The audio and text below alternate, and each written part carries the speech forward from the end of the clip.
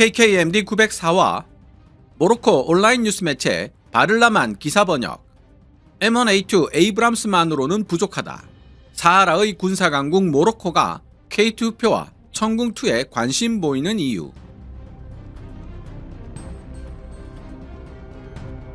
모로코가 대한민국 K2 흑표 주력 전차와 천궁2 지대공 미사일 체계에 관심을 가지고 있다는 이야기는 사실 1년 전인 2025년 4월 프랑스어 기반 인터넷 매체 르트루아성 스와상트에 의해 이미 보도된 적이 있습니다. 그러나 2026년 1월에 들어서면서 모로코 월드뉴스, 디펜스 블로그 등 다수 매체가 한국 방산업계 소식통의 제보를 재인용하는 형태로 보도하면서 해당 내용이 전 세계로 확산되고 있는 양상이 확인되고 있습니다. KKMD 시청자 중에서도 궁금해하는 분이 있었을 정도죠. 상황이 앞으로 어떻게 흘러갈지에 대해 좀 더 명확히 판단하기 위해서는 북아프리카 지역의 군사강국 알제리와 모로코 사이에 벌어지고 있는 지정학적 힘겨루기의 내용과 양가 질로 대표되는 두 나라의 상반되는 군사 교리를 이해할 필요가 있을 것 같습니다. 그러나 혹시라도 KKMD는 늘 서두가 길다고 불만스러워할 분들이 있을지 몰라 모로코 온라인 뉴스 매체인 바를라만이 2026년 1월 16일 게재한 기사 K2 흑표 주력전차 400대와 천궁 KM-SAM 지대공 미사일 시스템 도입을 검토 중인 모로코를 먼저 번역해보고 제 생각은 그 이후에 소개해보도록 하겠습니다. 바를라만 기사 원문은 노란색 글자로 제 개인적인 생각이나 역주는 하얀색 글자로 표시됩니다.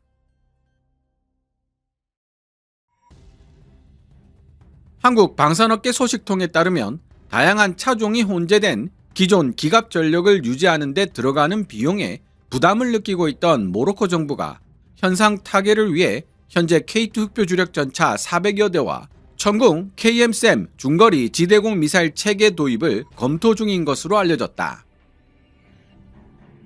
해당 사업이 성사될 경우 모로코는 아프리카 최초로 K2 흑표 주력 전차와 천궁 지대공 미사일을 운용하는 국가가 되는 동시에 지상 및 방공 전력 전반에서 결정적인 전략적 재편을 단행했음을 입증하는 계기가 될 것으로 보인다. 이러한 움직임은 2025년 봄 모로코 산업통상부 장관 리아드 메주르가 서울을 방문해 K2 주력전차에 대한 공식적인 관심을 표명하면서 구체화되었다. 동일한 방산업계 소식통에 따르면 모로코의 전략적 판단은 미국산 M1A2 에이브람스 주력전차의 최신 개량형을 도입하여 운용한다 하더라도 에이브람스 단일 체계에 의존하는 방식으로는 현재의 작전 요구사항을 모두 충족시키기란 불가능하다는 분석에 근거하고 있다. 모로코는 이미 M1A1 및 M1A2 에이브람스 전차 약 200대를 보유하고 있으며 2023년부터는 최신 버전인 M1A2 SEP V3도 인도받기 시작했다. 그러나 상당한 규모의 전력 증강에도 불구하고 모로코 군사 수뇌부의 우려는 사라지지 않고 있다. 복수의 소식통에 따르면 모로코 군 당국은 주변국의 군사력 확장이 계속되고 있어 더욱 단계적이고 유연한 대응 체계가 필요하다는 인식을 유지하고 있는 것으로 전해졌다. 물류 부담으로 고통받고 있는 모로코의 기갑 전력. 모로코 기갑부대의 복잡하기 짝이 없는 전력 구조가 이러한 전략적 재검토를 촉발시키고 있다. 현재 모로코 육군은 미국산 에이브럼스 주력전차 200대의 M48 패튼, 300대에 달하는 M60 전차 외에도 구소련제 T-72를 약 200대 정도 보유하고 있으며 이들은 서로 다른 산업 및 운용 교리를 기반으로 하고 있는 혼성 복합 전력으로 구성되어 있다. 앞서 모로코는 M1A1 및 M1A2 에이브람스 전차 약 200대를 보유하고 있다고 언급한 내용이 나오므로 모로코가 보유하고 있는 주력 전차는 총 700여 대가 됩니다. 이에 대항하는 알제리 기갑 전력은 모로코의 2배인 1400대 이상으로 추정되고 있는데요. 그 핵심에는 러시아산 T-90SA 600여 대가 있습니다. 하지만 2006년부터 순차적으로 도입된 T-90SA는 운용된 지 20년 이상 지난 것들도 있어 현대적 개량 작업이 절실한 상황입니다. 그 외에도 알제리는 구소련 시절부터 도입한 T-72 M1 계열을 약 300에서 500여 대, 1세대 전차인 T-55를 현대화시킨 T-55 AMV를 약 270대에서 300대 운용하고 있는 것으로 알려져 있습니다.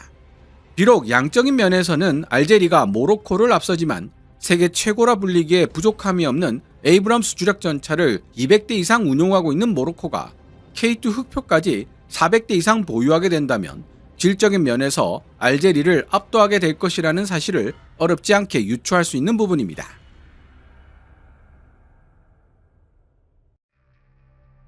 한국 방산업계 소식통에 따르면 모로코 정부는 이러한 혼성 복합 전력 체계가 유지보수, 교육훈련, 그리고 공급망 관리 측면에서 지나치게 많은 비용을 발생시킨다고 판단하고 있다. 2022년 이후 미국의 M1A2 SEP V3 생산 및 수출 여력이 줄어들면서 모로코 기갑전력의 상황은 더욱 악화되었다. 한국산 K2 흑표 주력 전차가 모로코의 주목을 받기 시작한 데는 이런 배경이 작용했다. 모로코 정부는 K2 흑표에 관심을 기울이게 된 주요 이유로 자동 장전 장치에 따른 탑승 승무원 숫자의 감소, 사막 환경에 최적화된 기동성, 그리고 수출에 유리하도록 모듈화된 설계를 꼽고 있다. 다만 소식통들은 현 단계에서 모로코 정부가 K2 흑표를 에이브람스에 대한 완전한 대체제가 아니라 기갑 전력 체계를 보조하는 보완제로 인식하고 있다고 강조했다. 영내 안보 환경 또한 이번 K2 흑표 도입 결정의 중요한 변수로 작용하고 있다. 러시아제 무기를 지속적으로 구매해온 알제리는 최근 수호이 35를 도입했으며 수호이 57 2대를 확보했을 가능성도 거론된다. 앞서 언급되었던 소식통들은 이러한 상황에서 모로코 정부가 지역 내 군사 균형이 여전히 면밀히 감시되고 있음을 알제리에게 상기시키고 모로코의 전략적 단호함을 전달하는 메시지로서 K2 흑표 도입 카드를 활용하려 한다고 분석한다.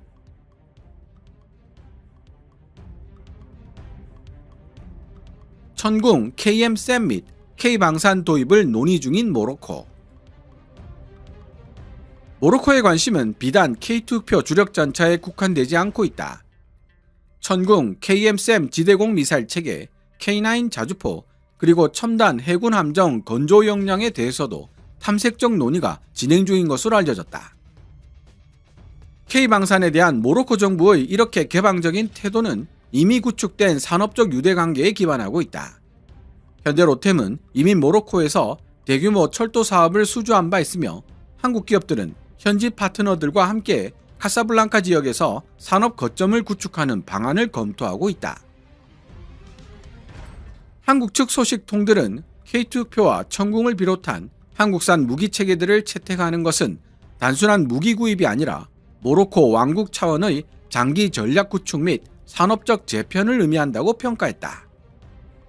만약 K2 주력 전차가 사하라 사막에 배치된다면 이는 단순한 무기 거래를 넘어 북아프리카 무기 시장 힘의 균형에 영향을 미치는 장기적 변화를 가져오는 계기가 될 것이라는 분석도 제기된다.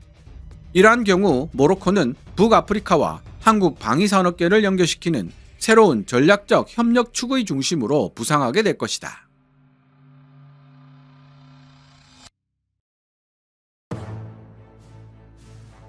지금까지 모로코 뉴스 매체 바를라만이 2026년 1월 16일 게재한 기사를 번역해 보았습니다. 주변국의 군사력 확장이 계속되고 있어 더욱 단계적이고 유연한 대응 체계가 필요하다는 기사 내용에서 주변국이 어디를 의미하는지는 명확합니다. 모로코와 사실상 준적대 관계에 있는 알제리죠. 두 나라는 공식적으로 전쟁 상태는 아니지만 2021년 이후 공식 외교 관계가 완전히 단절되어 국경이 폐쇄된 상태이고 정상화될 조짐은 거의 없습니다.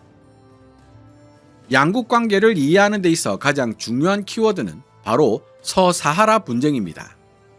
모로코는 사하라 서쪽 지역을 자국 영토로 간주하고 있으며 군사 행정적으로 실제로 통치하고 있는 중입니다. 이에 대해 알제리는 서사하라 분리 독립 세력인 폴리사리오 전선을 정치 외교적으로 지원하는 동시에 민족 자결권 문제로 규정하고 있습니다. 그 목적은 당연히 사하라 서쪽 지역에 대한 모로코의 영유권을 부정하는 데 있고요. 모로코와 알제리는 외교와 군사 협력 관계에서도 완전히 상반된 태도를 보이고 있습니다. 먼저 미국산 에이브럼스를 주력으로 운용하고 있는 모로코는 미국, 프랑스, 스페인 등 서방과 긴밀한 관계를 유지하고 있습니다. 반면 알제리는 전통적으로 러시아와 긴밀한 군사 협력 관계를 유지하고 있으며 비동맹, 반서방 성향이 상대적으로 강한 편입니다. 기갑전 군사 교리에서는 어떤 차이를 보일까요? 러시아산 주력 전차들을 핵심 전력으로 운용하고 있는 알제리는 숫자 면에서 모로코를 압도하지만 러시아식 기갑전 교리의 영향으로 지휘 통제 C2 체계의 디지털화 수준이 떨어져 기계와 부대의 네트워크 전투 효율이 그리 높지 않을 것으로 예상되고 있습니다. 실전 같은 합동훈련 경험도 부족하다는 평가를 받고 있고요. 이에 비해 미국산 M1A1, M1A2 에이브럼스를 주력으로 운용하고 있는 모로코는 네트워크로 연결된 서방식 기계화 부대 운용 개념을 잘 이해하고 있고 실제 사하라 지역에서 장기간 작전을 펼친 경험을 보유하고 있으며 정비, 보급, 훈련 체계 역시 안정적이라는 평가를 받고 있습니다. 한 문장으로 말하자면 양적으로는 압도적 전력을 가졌지만 효율적으로 싸우기 어려운 전력 구조를 보유한 알제리와 숫자는 적지만 더 빠르고 정확하게 싸울 수 있는 양질의 전력 구조를 보유한 모로코로 정리될 수 있을 것 같습니다. 그런데 최근 모로코에 고민이 생겼습니다. 에이브럼스 주력전차 200여 대를 제외한 나머지 주력전차들의 노후화가 심각해지고 있을 뿐만 아니라 다양한 종류의 전차들을 운용하다 보니 운용 유지비도 치솟고 있기 때문입니다. 2022년 이후 미국의 M1A2 SEP V3 생산 및 수출 여력이 줄어들고 있는 점도 모로코의 불안을 부채질했습니다. 현대적 성능을 갖췄으면서도 합리적인 가격 및 운용 유지비로 기름 먹는 하마 에이브럼스를 뒷받침해 줄 수 있는 주력 전차를 찾고 있던 모로코의 눈에 K2 흑표가 들어온 것은 어찌 보면 당연한 일입니다. 폴란드가 러시아제 노후 전차들을 K2 흑표로 교체하여 에이브럼스를 보조하는 범용 주력 전차로 활용하려 하는 것과 같은 이유라는 뜻입니다. 모로코 또한 200대에 달하는 1세대 전차 M48 패튼과 300대에 달하는 2세대 전차 M60 그리고 역시 2세대로 구분되는 구소련제 T-72 200대를 머지않아 신형으로 교체해야 할 필요가 있습니다. 알제리의 기갑 전력을 억제할 수 있으려면 어지간한 주력 전차 도입으로는 어림도 없는 일이지만 최근 서방의 신형 주력 전차들은 가격이 천문학적으로 비쌀 뿐만 아니라 생산 능력도 제한되어 있어 언제 인도받을 수 있을지 알 수 없는 상황입니다. 그런 상황에서 세계 3대 신형 주력 전차들 중 하나로 평가받으며 상대적으로 가격과 운용 유지비도 저렴하고 현지 생산마저 인정해주는 주력 전차가 있다면 선택하지 않는 것이 오히려 이상할 지경인 것입니다. 개인적으로 천궁2 도입도 현실화될 가능성이 높다고 보는데요. 그 이유는 기사에서도 언급되고 있지만 알제리가 러시아 수호이 35와 수호이 57을 도입하려 한다는 보도들이 있기 때문입니다. 제가 자료 조사를 해본 결과 알제리의 수호이 35, 수호이 57 도입설은 말 그대로 설로 끝날 가능성도 엿보입니다만 알제리가 기존에 보유하고 있던 수호이 30 MKA의 성능 개량에 집중하고 있는 동시에 중국제 전투기 도입 가능성까지 열어두고 있다는 보도들이 발견되고 있습니다. 이런 알제리의 움직임은 모로코의 대공방어 시스템 강화로 이어질 가능성이 높다는 것이 개인적인 생각입니다. 만약 모로코가 미국 일변도의 무기 공급 시스템을 다변화시켜야 할 필요가 있다고 생각했다면 사우디아라비아, 아랍에미리트, 이라크가 이미 도입한 천궁2에 관심을 가지는 것은 너무나도 당연한 논리적 귀결이기 때문입니다. 이에 대한 시청자 여러분들의 생각은 어떻습니까? 오늘 KKMD에서 준비한 내용은 여기까지입니다. 방송되었던 내용들은 KKMD 공식 블로그에서도 만나보실 수 있으며 내용이 재미있고 유익했다면 더 많은 시청자들과 만날 수 있도록 이 동영상 하이프하기를 눌러주셨으면 합니다. KKMD 영상 제작을 직접 지원하고 싶은 분들은 농협 948112-16701호로 후원해 주셔도 됩니다. 지금까지 시청해 주셔서 감사합니다. 케빈즈 밀리터리 채널 KKMD